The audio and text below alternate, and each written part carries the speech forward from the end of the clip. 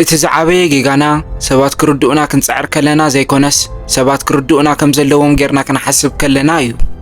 إذا عالم زيا نخل سب معركة تردع زخ العقمية باللان اتزجدد دما بزح جزي سبات نعاقا كردوخا زي دليل مقنيات نوعلم مقاس لزي تردو يو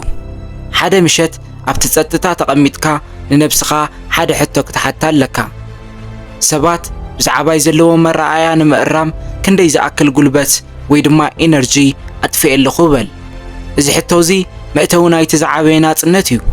اتسابات كردوخا زلكا بهاجي مسقوارت كايو لمجمر يا جزيك تتنفس تجمر اتمعالتتي اتنعامتا زتسكم كايو كبيد ناي مقلات صور زورد كالو اتمس نفسخات رايك تتعمامن زوسن كالو معالتيو نحنا دك سابات كابتساننتنا جميرنا حدا عاب فرحي يسمعنا يو نسو دما بتصمو وانا زي مرداء فرحيو حدا هتان ماما يرأين نخبل كالو اللاوي الرقاقت الله مالتو يو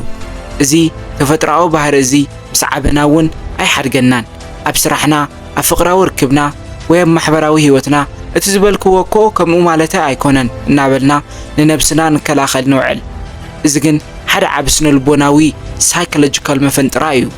سباتنا عخا كردوخا كتسعر كلخا نسمعيتاو سلامكا ويدما ايموشنال بيس ابيد كالو سوات تنطلطلو لخا نساتهم تترديو مخاطرا ايخا قسانة تسمعكا إذن بزي فلات نابسنو البونا وتصقعتنينت ويدما ايموشنال ديبندنسي بصحكا ازي زقرم جن مبزحتو يسب نعخا كردا إلو زي كونس نوعلب زلو عالم خوينو إيو زفردكا نايت سب مايند سيت ناي زحالفة تاريخو زلو تمكتي وي حسرات فلتات نعخا زري إلو منتصر فلتريو نز منتصر زك تغيره مفتان دما نوكيانس بمانكا كتفحقو كم مفتانيو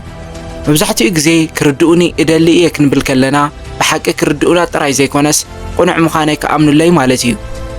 إذا دما كاب إيجو زمنجويو نحنا نبعلنا كم تبقات سبات غيرنا إنا نرئي سلازي حدا سب نعانا كم حماق غيرو كريئنا كلو كتبوشتنا زلو مننت وي ايدنتي يناوت كم غيرو كمو يحسب نبل اتحققن سبات بزعباخا زلو مرة آيا كابتن السخا من مخان كان العلي نساتو من مخانوم يزقلت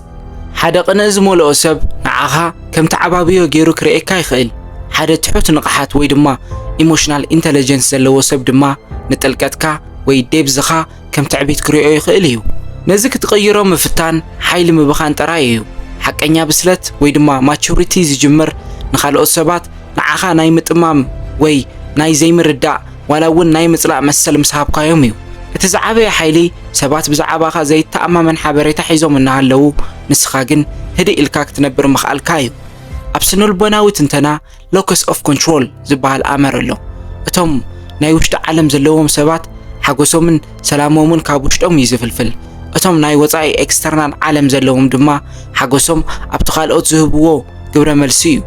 نسخا كردوخا كتلمن كاللخا اتي locus of control ناتكا ابي ايدي تسابالو نسو تردي كاللخو انتايلكا تدقس اي تردأكو خان وي تقاقي خايخا انتايلكا دما تقاتل ازي هيوت ازي ناي بارنت هيوتيو اتي ننبسخا كتحابقلو زي قبع حقي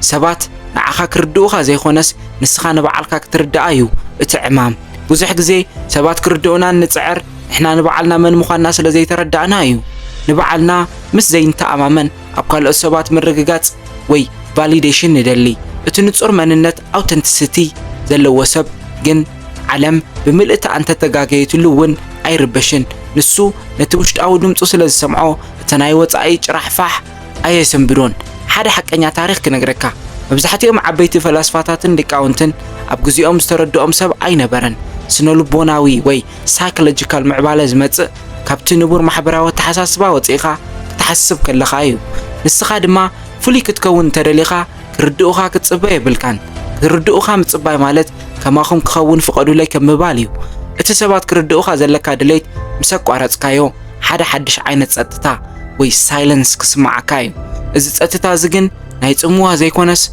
ناي حيليو اب كندن سبات نمئمان قلبتكا تطفئ نتي قلبت نتي نبعالكا نمهناص نسرحكا نممحياش نرئسه تقصاتكا ديسيبلين نمحيال تتقملو ازي يو اتي نصور مايند سيت بزعباخا استغاغي رديت زلو سب ابتي جيغو كنبر فقدلو اتي جيغاناتو انت خوينو نعاخا اي تصلوكاني ام محبراوي هيوتنا boundaries ወይ ደረት ምግባር ኣገዳሲ እዩ ሓደ ካብቲ ዝዓበየ ደረት ንሓሳብካ ንመንነትካ ንዘይርድኡኻ ሰባት ንምግላጽ ዘይምፍታን እዩ ገሊኡ ሰብ ንዓኻ ክርዳእ ዘኽእል መሳርሒ ኢሞሽናል ቱልስ የብሉን ንሓደ ሕብሪ ዘይርኢ ሰብ ብዛዕባ ጽባቐ ቀስተ ደበና ክትገልጸሉ ምፍታን እቲ ሰብ ምጥቃዕ እዩ እቲ ሰብ ዓቕሚ የብሉን ስለዚ ሰባት ንዓኻ ምእንቲ ክርድኡኻ ኢልካ ቃላትካ ክተብክን የብልካን ስቕታ ሳይለንስ ሓደ ካብቲ ዝለዓለ ናይ ፕሬዘንስ መግለጺ እዩ ሓደ ሰብ ጸርፊ ወይ ነቐፌታ ምስ ዘውርደልካ ንስኻ ድማ ብህድኣትካ ክትጥምቶ ከለኻ እቲ ሓይሊ ናባኻ ይዞር ንስኻ ክትከላኸል ዲፈንድ ምስ ትጅምር ግን ንዕኡ ዓብ ቦታ ሂብካዮ ኣለኻ እቲ ነብስኻ ንምግላጽ ዘይትህንጠየሉ መንፈስ ንኻልኦት ሰባት የባርሮም እዩ ንዓኻ ግን ነፃነት ይህበካ እቲ ሓቂ ግን እዚ እዩ መብዛሕትኦም ሰባት ብዛዕባኻ ዘለዎም ረድኢት ምስቲ ንሳቶም ዘለዎም ስምዒታዊ ጸገማት ዝተኣሳሰር እዩ ንኣብነት ሓደ ሰብ ኣብ ውሽጡ ዘይተኣማመን ወይ ድማ ኢንሴኪር እንተኾይኑ ንናትካ ምትእምማን ከም ትዕቢት ክርእዮ ባህርያዊ እዩ ሓደ ሰብ ኣብ ህይወቱ ዓብ ዕላማ ዘይብሉ እንተኾይኑ ንናትካ ጻዕሪ ከም ህወታ ካዮስ ክርእዮ ይኽእል እዩ ንስኻ ነዞም ሰባት እዚኦም ክተረድኦም ክትፍትን ከለኻ ንበዓልካ ናብቲ ንሳቶም ዘለውዎ ደረጃ ተውርድ ኣለኻ እቲ ዝበለጸ ሪስፔክት ንነብስኻ ክትህቦ እትኽእል ሓሳብካ ንዘይርድኡኻ ሰባት ብውሽጥኻ ምሕላፍ እዩ እቲ ሰባት እንታይ ይብሉኒ ዝብል ፍርሒ ንብዙሓት ሰባት ኣብቲ ዘይደለይዎ ህይወት ኣሲርዎም ይርከብ እቲ መዓልቲ ሰባት ክርድኡኻ ምጽባይ ዘቋረጽካሉ መዓልቲ እቲ ካብቲ ናይ ሰባት ቤት ፍርዲ ናጻ ዝወፅኻሉ መዓልቲ እዩ ብዙሓት ሰባት ሰላም ዝርከብ ኣብቲ ኩሉ ሰብ ጽቡቕ ክዛረበልካ ከሎ ወይ ክርድአካ ከሎ ይመስሎም እዚ ግን ናይ ሓሶት ሰላም እዩ ሓቀኛ ሰላም ኣብ ማእኸል ዘይምርዳእን ነቐፌታን ኮንካ ኣብ ውሽጥኻ ዝስምዓካ ርግኣት እዩ ንስቶይሲዝም ዝተባሃለ ፍልስፍና እንተርኢና ማርከስ ኣውሬልየስ ከምዚ ይብል ንሓደ ሰብ ጻላኢኻ ክኸውን ንዓኻ ክጸርፈካን ክንዕቐካን መሰል ሃቦ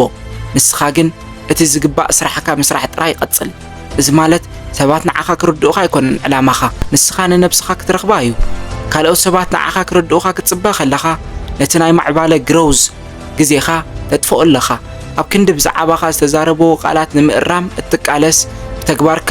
ዘይከሓድ ሓቂ ፍጠር ተግባር ካብ ቃላት ንላዕሊ ሓይሊ ኣለዎ ግዜ ድማ እቲ ዝበለጸ ዳኛ እዩ እቲ ክርድኡኒ ደልየ ዝብል ድሌት መብዛሕትኡ ግዜ ካብቲ ጽምዋ ንፈርሕ ስለ ዝኾንና እዩ ንሕና በይንና ምስ ሓሳባትና ክንተርፍ ንፈርሕ ስለዚ ሰባት ክርድኡና ከለዉ ኣይ በይንኻን ዘለኻ ዝብል መልእኽቲ ስለ ዝመጸና ደስ ይብለና እቲ ሓቂ ግን ኣብዚ ህይወት እዚ መወዳእትኡ ኩላትና በይንና ኢና ዋላ እቲ ዝበለጸ ዝርዳእካ ሰብ እቲ ንስኻ ኣብ ውሽጥኻ እትስምዖ ስምዒት ብልክዕ ክስምዖ ኣይክእልን እዩ እዚ ድማ ሓደ ዓብ ዕድል እዩ እቲ ሚስጥር ናይ ውሽጥኻ ዓለም ንዓኻ ጥራይ እዩ ተዋሂብካ ነቲ ሚስጥር እቲ ንኹሉ ሰብ ክትካፍሎ ክትፍትን ከለኻ ጽባቕኡ ይጠፍኦ ገሊኡ ስምዒታት ገሊኡ ሕልምታት ገሊኡ ስቃያት ንዓኻ ጥራይ ዝተዋሃቡ ሃብቲ እዮም ሰባት ስለ ዘይተረድእዎም ግን እቲ ስቃይ ወይ እቲ ሕልሚ ትርጉሙ ኣይጠፍእን እዩ ኣብዚ ዘመን ዲጂታል ሰባት ክርድኡና ዘለና ጽላለ ወይ ኣብሴሽን ካብ መዓልቲ ናብ መዓልቲ ይውስኽ ኣሎ ኣብ ማሕበራዊ መራኸብታት ሓሳባትና ንገልጽ ስእልታትና ንልጥፍ ሰባት ንዓኻ ላይክ ክህቡኻ ወይ ክርድኡኻ ክትጽበ ትውዕል እዚ ግን ሓደ ዓይነት ኢሞሽናል ትራፕ እዩ ሰባት ብዛዕባኻ ዝህብዎ ግብረ መልሲ ንመንነትካ ክውስኖ ምስ ፈቐድካሉ ንስኻ ንነብስኻ ጥፊኻያ ኣለኻ እቲ ሓቀኛ አይደንቲቲ ዝመጽእ ካብቲ ንስኻ ንነብስኻ ትህቦ ዋጋ እዩ the day I stopped begging to be understood ወይ ድማ እቲ ሰባት ክርድኡን ምልማን ዘቋረጽ ኩሉ መዓልቲ ክትብል ከለኻ ንነብስ ክብረይ ወይ ድማ self respect ካብ ኢድ ሰባት ካብ ምግባር ዓሪፈ ኣለኹ ማለት እዩ እዚ ድማ ናብ ሓደ ዓቢ ኢሞሽናል ኢንተለጀንስ የብጽሓካ ንሰባት ክትርድኦም ትፍትን እምበር ንሳቶም ንዓኻ ክርድኡኻ ኣይትጽበን እዚ ድማ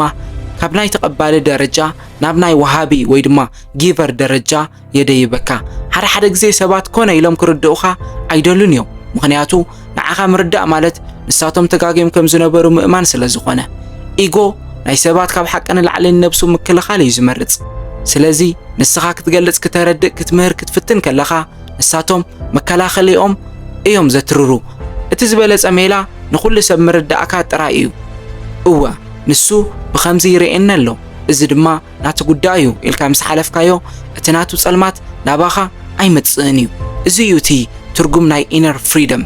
እዛ ነፃነት እዚኣ ምስ ረኸብካያ ኣብ ዝኾነ ቦታ ምስ ዝኾነ ሰብ ብዘይ ፍርሒ ክትነብር ትኽእል ምስቶም ዘይርድኡኻ ሰባት ክትቀማመጥ ከለኻ እውን እቲ ውሽጣዊ ሰላምካ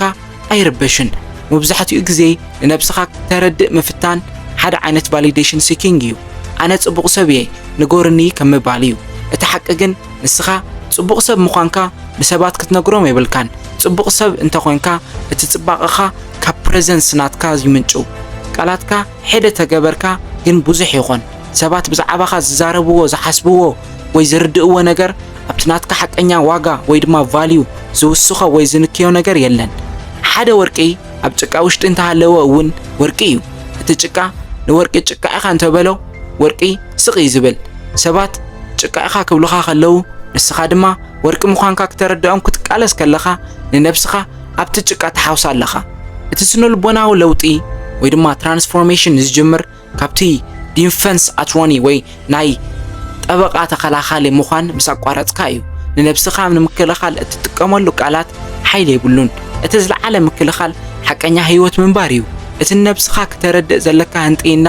ምስ ጠፍአ ንኻልኦት ሰባት ንምርዳእ ዝያዳ ግዜ ትረክብ ኣብቲ ሰዓት እቲ ሰባት ንዓኻ ክርድኡኻ ዘይክእልሉ ምኽንያት ብሰንኪ ቃንዝኦም ብሰንኪ ሕሉፍ ታሪኾም ወይ ብሰንኪ ስፍሓት ኣተሓሳስብኦም ምዃኑ ትርዳእ ሽዑ ኣብ ክንዲ ምቁጣዕ ርህራሄ ወይ ኮምፓሽን ይስማዓካ እዚ ሰብ እዚ ክርዳእና ይከኣልን እዚ ድማ ንዕኡ ክንደይ ከቢድ ክኸውን ይኽእል ኢልካ ትሓስብ ትጅምር እዚ እዩ እቲ ዝለዓለ ደረጃ ናይ ስምዒታዊ ብስለት ወይ ድማ ኢሞሽናል ማቹሪቲ ኣብ መወዳእታ እቲ ሰባት ክርድኡኻ ዘለካ ባህጊ ምቁራጽ ማለት ሰባት ምጽላእ ወይ ካብ ማሕበረሰብ ምርሓቕ ማለት ኣይኮነን ብኣንጻሩ ዝያዳ ጥዑይ ርክብ ሄልዚ ሪሌሽንሺፕስ ክትፈጥር ይሕግዘካ ሰባት ንዓኻ ከረድኡኻ ከየገደድካዮም ብባዕሎም ክርድኡኻ ምስ ዝጅምሩ እቲ ርክብ ሓቀኛ ይኸውን ንስኻ ግን እቲ ርክብ እንተፈሪሱ ወይ እቲ ሰብ እንተተጋግዩ ንነብስኻ ኣይተጥፋኣን ንስኻ ኣብ ውሽጥኻ ጽኑዕ መሰረት ኣለካ እቲ መሰረት እቲ ድማ